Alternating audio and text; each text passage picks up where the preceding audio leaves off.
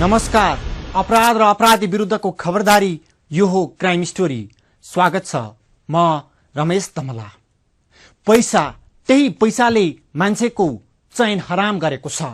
त्यही पैसाको लागि मान्छे अनेकन हत्कण्डा अपनाउन तयार हुन्छन्। सके मेहनत गर्छन्, सके आफ्नै पौरखले कमाउन खोज्छन्, तर सकेनन् भने उसले अपनाउने बाटो गलत हुने गर्छ।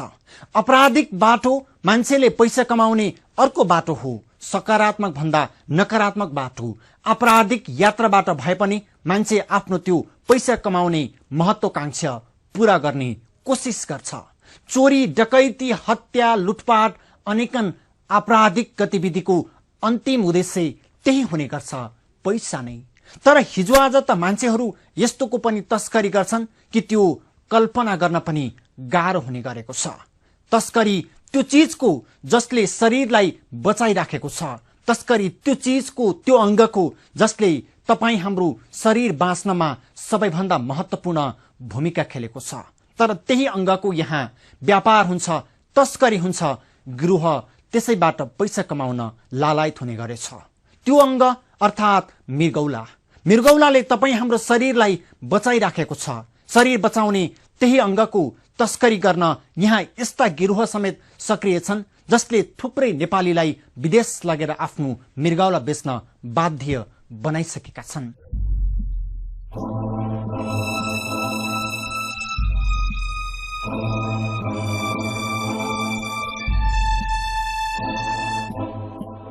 यिनी 24 वर्षीय विकास लामा मकवानपुर हाडी खोलाका विकासको शरीर बाहिरबाट हेर्दा जति स्वस्थ देखिन्छ, भित्र त्यस्तै कमजोर बन्दै गएको छ। किनकि यिनले केही पैसाको लोभमा आफ्नो शरीरको एक मृगौला बेचेका छन्।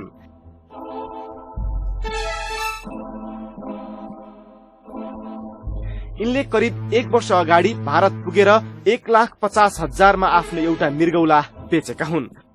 बुटोलको बसमा काम गर्ने यिनले मृगौला बेच्ने गिरोह मार्फत भारत पुगेर 1,50,000 मा आफ्नो महत्वपूर्ण अंग मृगौला साटेका हुन्। मृगौला बेचेर आएको 1,50,000 ले केही व्यापार गर्ने सोच बनाएका यिनीसँग अहिले न पैसा छ न मृगौला नै। तर यिनी भन्छन्, साथीको बुवाको लागि मैले आफू खुसी मृगौला दिएको हो। दिल्ली म बुटोलमा गाडी मिल्छ, अनि गाडी मिल्यो, एउटा चिन्जान भएको केटो, अनि त्यो केटोको मेरो बुवाको किडनी बिग्रेछ भन्ने कुरा गर्यो। अनि त्यसपछि मैले कति गाडी मिल्दा जान्छु दिन्छु अनि केही काम गर्छु भने, अनि मैले गएर दिएँ। 1.5 लाखमा दिएँ। 1.5 लाखमा त्यो राशि मैले 1 लाख ब्याङ्कमा राखेँ। अनि 50,000 पैसा त गर्नु सक्यो होइन। अनि मैले झिकै त्यो पैसा सकिन्छ भनेर फेरि पाल्पा मैले एउटा पसल खोलेँ। अनि पसल चाहिँ अब विदेश जान्छु भने सिलसिलामा हिँड्ने काठमाडौँ घुम्दाखेरि आज अचानक भेट्यो। अनि एजेन्ट उहाँ थियो। नआउँछ यस्तो कुरा रहेछ नि, अनुसन्धानमा हामी आयौँ, गाडी हिँड्ने चिन्जान भएको नि मैले गरिदियो। त्यो मान्छे बुटोलको हो, तर अहिले कन्ट्याक्ट चाहिँ सम्पर्कमा छैन, तर देखेमा चिन्छु। विकासले मात्रै होइन, 20 वर्षीय हरि विकले पनि 70,000 को लागि तस्करी मार्फत 60,000 मा आफ्नो शरीरको महत्वपूर्ण अंग मृगौला बेचेका छन्। विभिन्न माध्यमबाट चिनिएका तस्कर मार्फत केही महिना अगाडि मात्रै यिनले पनि भारत पुगेर मृगौला बेचेका हुन्। तस्कर मार्फत आफ्नो शरीरको अंग बेचिसकेका यी दुवैजना अहिले आफै तस्करी बनिसकेका छन्। यिनीहरूले जब आफ्नो मृगौला बेचेर आए, त्यसपछि कमिसनको लागि अरू पनि त्यस्तै मान्छेको खोजी गर्न थाले। महानगरीय प्रहरी वृत्त बानेश्वर यिनीहरूसँगै मृगौला तस्करीमा सक्रिय रहेको आरोपमा अन्य 4 जनालाई पक्राउ गरेको छ। पक्राउ परेका 4 जनाको जिम्मेवारी फरक फरक छ। कोही गाउँ पुगेर यस्ता मृगौला बेच्नेको खोजी गर्छन् भने कोही भारत लैजाने बन्दोबस्त मिलाउँछन्। यिनीहरूको साथबाट प्रहरीले मृगौला बेच्न आवश्यक कागज पत्र पनि बरामद गरेको छ। विभिन्न जिल्ला प्रशासन कार्यालयका तथा अस्पतालहरूको सिफारिस तथा स्ट्याम्पहरू पनि प्रहरीले बरामद गरेको छ।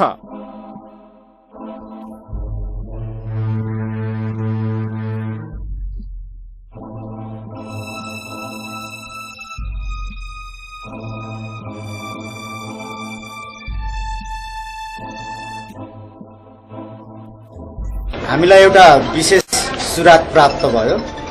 अनि विशेष सुरागको आधारमा चाहिँ हामीले छापा मार्यौं। छापा मार्दा फेरि सुरुमा 2 जना पक्राउ पर्यो। अनि उहाँहरूसँग बयान लिँदा फेरि चाहिँ हामी चाहिँ अब मान्छेले दिनु भनेको हुनाले हामी मान्छे लगिदिने हामी चाहिँ ऊ मात्रै हो, हामी आफै मुख्य मान्छे होइन भन्यो। अनि के को लागि लानुहुन्छ भन्दाखेरि किडनीको लागि भन्यो। अनि बुझ्दै जाँदाखेरि पछि तेस्रो मान्छे पक्राउ परेपछि डकुमेन्ट्सहरू फेला पर्यो। अरूको नामको नक्कली बिरामीको नागरिकता तथा मृगौला प्रत्यारोपण गर्ने कानूनी प्रक्रियाका नक्कली कागज पत्र बनाएर यिनीहरूले मृगौलाको व्यापार गर्ने गरेको प्रहरीको अनुसन्धानबाट खुलेको छ। प्रहरीले यिनीहरूको साथबाट विभिन्न व्यक्तिको नाममा नक्कली नागरिकता सहित नक्कली कागजहरू पनि बरामद गरेको छ। यिनीहरूले सुरुमा मृगौलाको व्यापार गर्ने गिरोह मार्फत आफ्नो मृगौला बेच्ने गरेको र पछि आफैले दलालको काम गर्ने गरेको प्रहरीले बताएको छ। पक्राउ परेका यी 4 जनाले विभिन्न अपरिचित व्यक्तिको फोटो प्रयोग गरेर कागज पत्र बनाउने र त्यसको लागि आवश्यक छाप पनि आफै बनाउने गरेको भेटिएको छ। मृगौला व्यापार गर्ने यस्ता गिरोह पछिल्लो समय राजधानीमा सक्रिय हुन थालेका छन्। काठमाडौँबाट पक्राउ परेका यी पछिल्ला पात्रहरू हुन्, तर यस्ता मृगौला तस्करहरूको सक्रियता निकै बढिरहेको प्रहरीको भनाइ छ। विशेष गरेर गाउँमा गएर सर्वसाधारणलाई फकाएर ल्याउने र भारत लगेर मृगौला बेच्न लगाउने यिनीहरूको मुख्य पेशा बन्ने गरेको छ। यस्ता गिरोहका समूहको पनि विभिन्न तह हुने गरेको पनि प्रहरीको अनुसन्धानबाट खुलेको छ। डकुमेन्ट्स हेर्दाखेरि उनीहरूले चाहिँ के गर्दै रहेछ भने सबै कृत्य डकुमेन्ट्स बनाउने, कृत्य डकुमेन्ट्स बनाएर स्वेच्छाले मैले चाहिँ उसको ज्यान बच्छ भने मैले किन नदिने भन्न सिकाएको हुँदो रहेछ।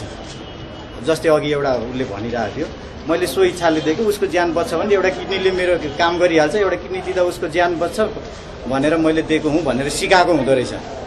अनि यिनीहरूले चाहिँ लगभग तपाईँको 1,80,000 सम्ममा बेच्दो रहेछ एउटा किडनी। एकजनाको मृगौला बेचे बापत बेच्नेले 1 लाखदेखि 1.5 लाखसम्म पाउने गरेका छन् भने गिरोहले 4 देखि 5 लाखसम्म लिने गरेका छन्। यसरी बेचेर आउनेहरू नै पछि तस्करीमा संलग्न हुने थालेपछि नियन्त्रण चुनौतीपूर्ण बन्दै गएको छ।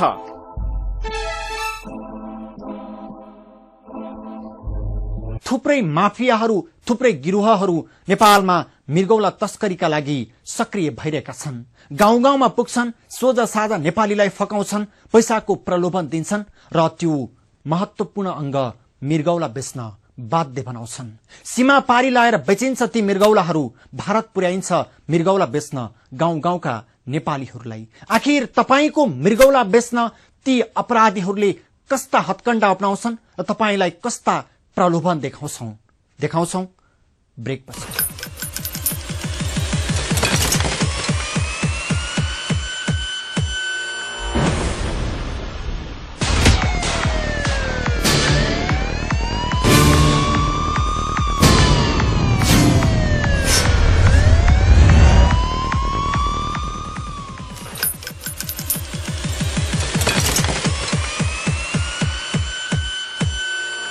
पैसा जसले मान्छेको भौतिक सुख सुविधा मात्रै पूरा गर्न सक्छ, उसको जिन्दगी कहिल्यै किन्न सक्दैन। तर पनि मान्छे त्यही सुख सुविधा भोग गर्नको लागि आफ्नो शरीरका महत्वपूर्ण अंग पनि बेच्न तयार हुने गरेका छन्। त्यही कमजोरीले अपराधीको बाटो पनि खुला बनाइराखेको छ। अपराधीहरू मान्छेको त्यही सानो महत्वाकांक्षाको बहानामा थुप्रैको शरीर बेच्न सक्रिय भइरहेका छन्। पछिल्लो समय मृगौला तस्करी गर्नेको लस्कर पनि त्यसैको एउटा उदाहरण हो।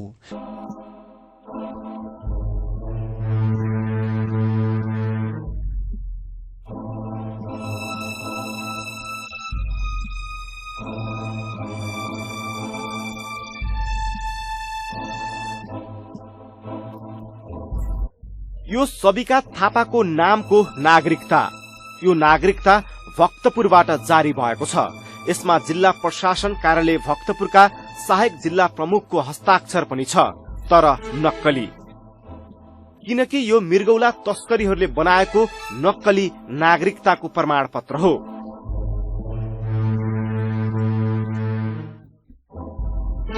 त्यस्तै यो अर्को नाता प्रमाणित गरिएको पत्र, मृगौला दिन आवश्यक अर्को प्रमाण। यति मात्रै छैनन्, वीर अस्पताल, चिकित्सा विज्ञान प्रतिष्ठान, मेडिकल बोर्डले दिएका यी पत्रहरू जुन मृगौला दिन आवश्यक अन्य कागजहरू हुन्।